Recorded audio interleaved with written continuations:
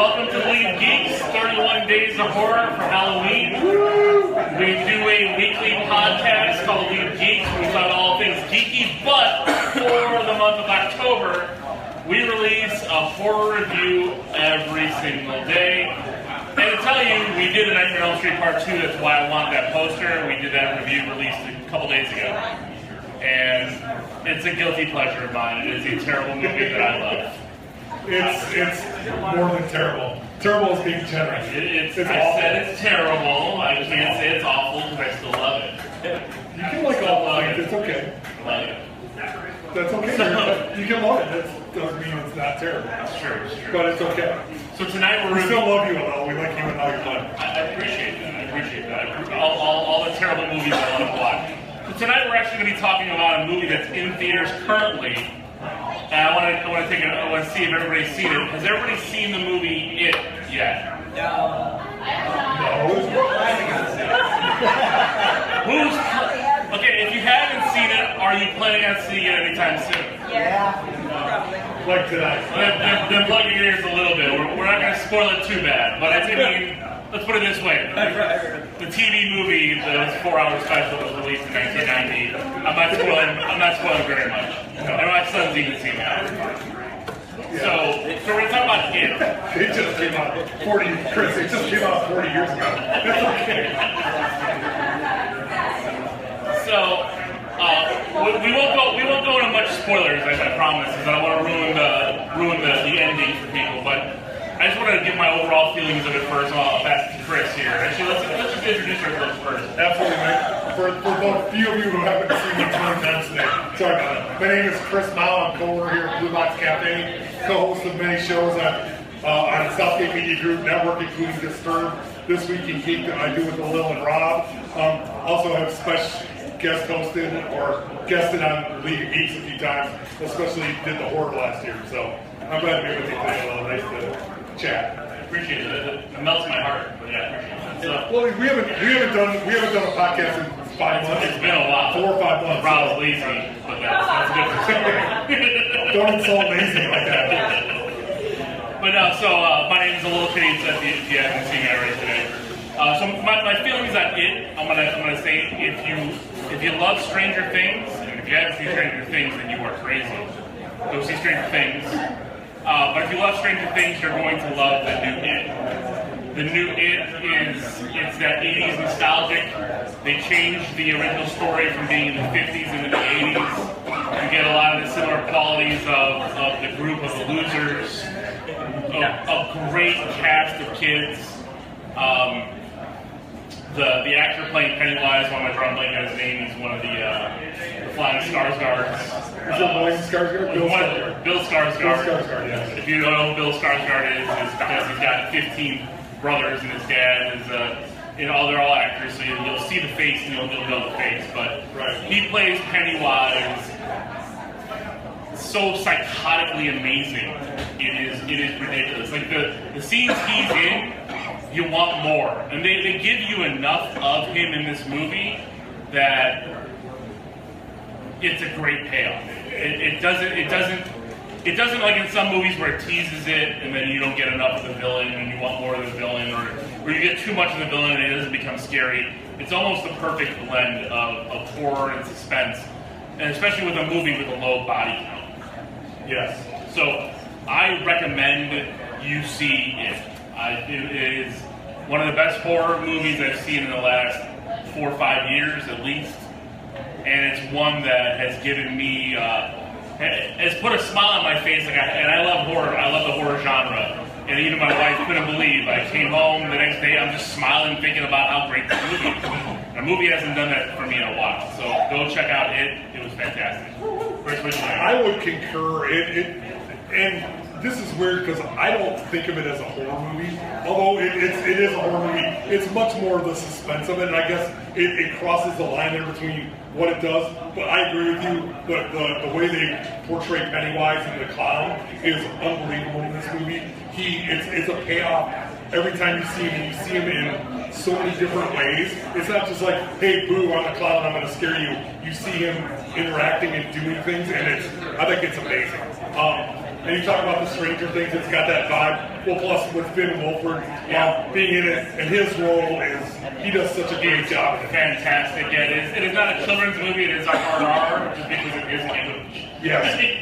Yeah, the 13-year-old kid's hard language makes it the worst rating. So, but all the kids are great. They are all fantastic.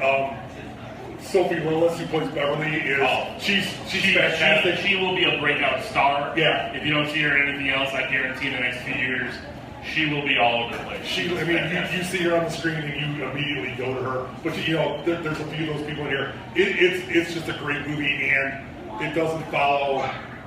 Not to spoil it, but it's the kids part of the book. If you've read the book, and there's a lot more to come, and that's awesome. And that we can look forward to another movie like this. They do the same thing. Definitely, and the good thing is, so who here has seen the TV movie, the original? Okay, so even those kids, even the 6-year-old twins have seen that. So that's how I raised them. I raised them right. They're the aliens because my oldest, when she was I think it was 4, maybe a little younger than 4, she watched Alien with me, and now she jumps out like Daddy's chest. What do you do? Yeah. Those are good movies. It's quality, But so like the difference, like in that TV movie, like if you cut out all the adult stuff in that TV movie, I think it would have been a pretty good TV movie. All the adult stuff like drag is so boring, and that's what you get here. You get here a great movie. It's like I'm watching Goonies, and that movie Goonies, and he's throwing Pennywise. It's got that great young cast, and then throwing his Pennywise instead of pirates all over you. And that's instead of jumps, instead of slop, you get Pennywise and the Patellis. It's great.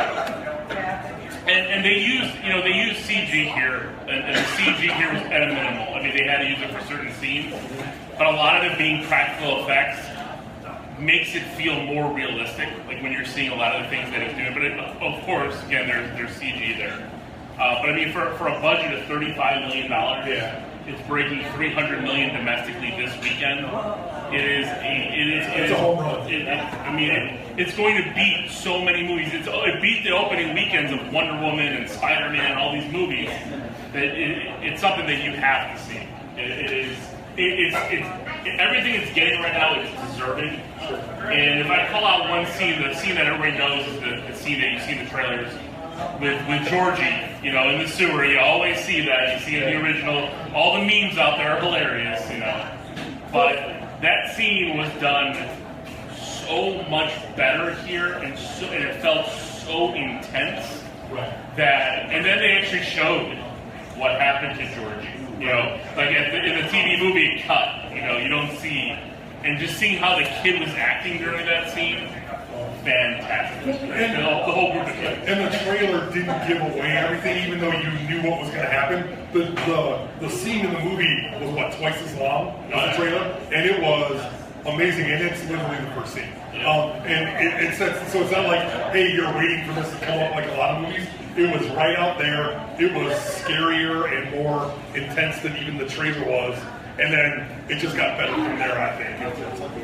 And like you were talking about the CGI, the physical effects themselves were great.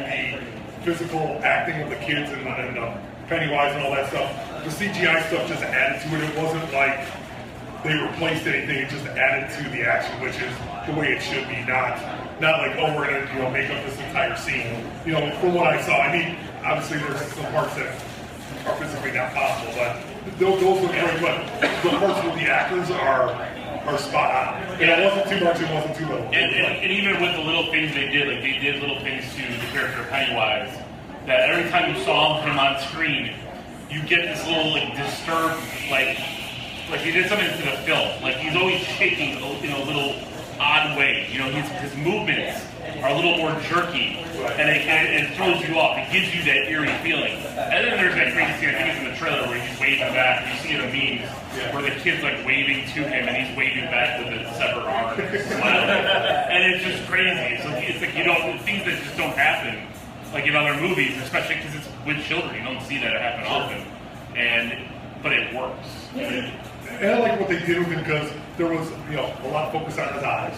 but then there was focus on his face and there was focus on his body. I mean, they didn't just say, oh, this is the one scary part, because they did a little bit of the CGI with the head and stuff, which was appropriate and cool at the time, and not trying to give away anything of that. But they don't just say, here's Pennywise in one dimension. It was Pennywise 5 ways, like you said, waving the arm and just kind of being, oh, this is casual and that's cool. And the part where they show him running across the water in the trailer, and then they show him in the first trailer, the opening scene where you see him in the dark and how he acts and his like a little imbalance of his personality, which was spot on. And I thought that was really cool how they did that part. Yeah, no, definitely. And again, going back to the acting of the kids, and they gave. I don't think every kid got enough time to shine, but for the ones that did have that time on screen, that the story was kind of mirrored around, like they changed the adaptation. Like in the books, like Pennywise transforms into like the Wolfman and stuff like that because they were watching those old school horror films. In this, it actually kind of gears it more toward like these kids, like how they're raised and how they're grown, and like the one kid whose mom kind of just feeds him medication and everything, and is always telling him that he's sick and stuff. What he's terrified of is like a leper, like a homeless leper-looking person. It was horrific. It was like all of a sudden you turn and that thing is there. It was one of the most craziest visual things you could see, and it was shocking, even in this type of movie. So I go back to comparing it to like a Goonies or Pennywise. And then also I'm gonna throw in a movie. We got part 2 here, but Nightmare on Elm Street is like they did a remake of A Nightmare on Elm Street, which is an abomination in my opinion. It's the worst thing I've ever seen. What? It's still better than 2. No, it's not better than 2. I'm teasing. It's the remake of Nightmare on Elm Street was one of the worst experiences I had in the theater when I left, and I love the character.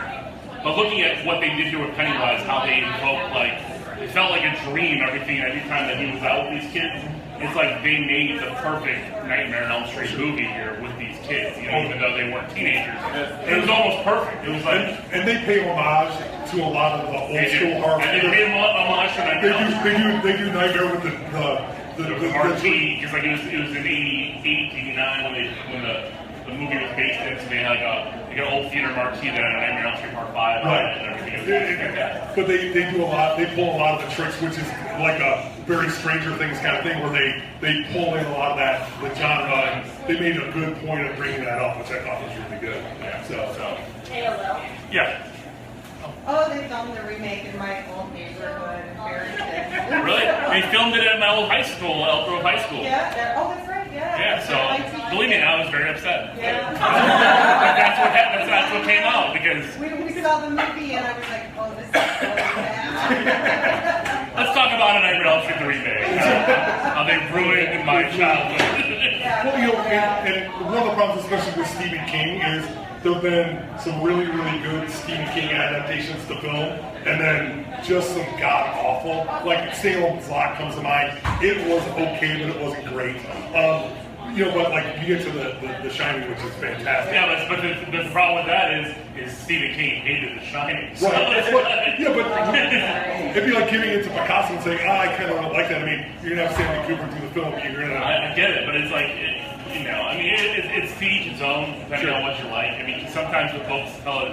I remember a long time ago, I never revisited the book.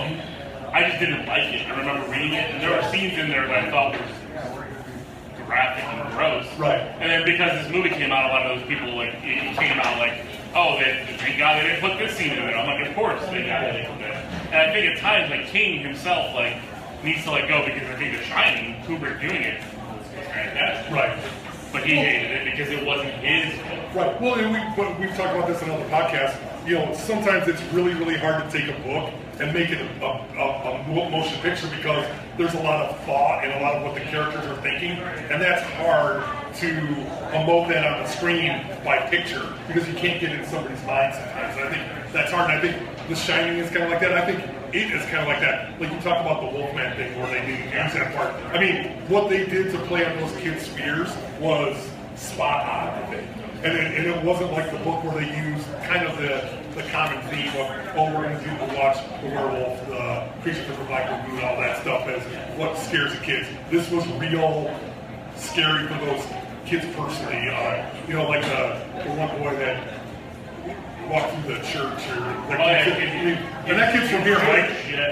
Right, Rob? The one boy that you know that's in the movie? Yeah, he's from Chicago. He's from Chicago. He's a Chicago kid. Well, he was born here. Right. Really grew up here.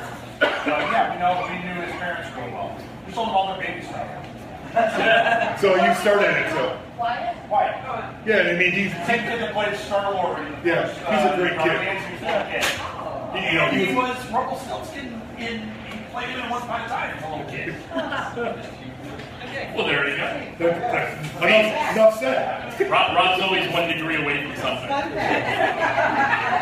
going to be our game show later. It's just crazy Rob Solomon. I'll give you about 212. We'll get there. I'm not going there. We can change this podcast completely on its head. Turn up the heat. That's what we do. Yes. That's what we But and so for those who haven't seen it but have seen the TV, I'll tell you this: there are differences that happen. Not all the things that happen to the kids happen the same way. They did take some liberties, and some of the storytelling actually, I think, went in a better direction. So you will be surprised, and if you remember that TV movie, or if you see it before you go see it, you'll be like, oh, well, what happened? Now how are they going to tell that part of the story in the sequel? And I'm really excited for them going into the sequel route. And there's a lot of big names now attached to doing the sequel because everyone loved this movie so much. I can't wait to see what they do. Well, yeah, and with the kids, I mean, there's some obvious choices. Depending on the time frame they can play them, I think that's really not positive. Because we can really get some, not that the kids aren't talented, but they can get some really talented, younger, middle, 20-something actors or 30-something actors that are going to act to do that. And the great thing about it is because, and we've talked a lot about how great these kids are, they're all coming back to the sequel because they're going to film flashbacks that we didn't see in the original, which is great. There's going to be additional scenes. I don't know how they're going to tell it or what they're going to do, if they're going to go even further back, or other scenes of horror that they have with Pennywise that they didn't share. But I do like that they've retained that kid cast, because so far that's the best thing in this movie is that cast of kids and how well they played off each other. Are you hoping Freddy Krueger kills Pennywise and then takes him? You know what? There was a rumor that they wanted to actually put Freddy Krueger here because this is a New Line movie. Right.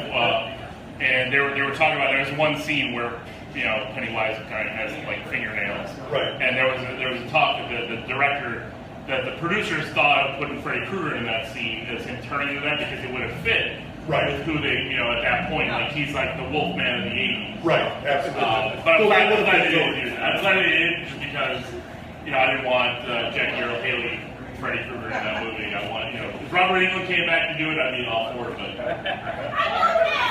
But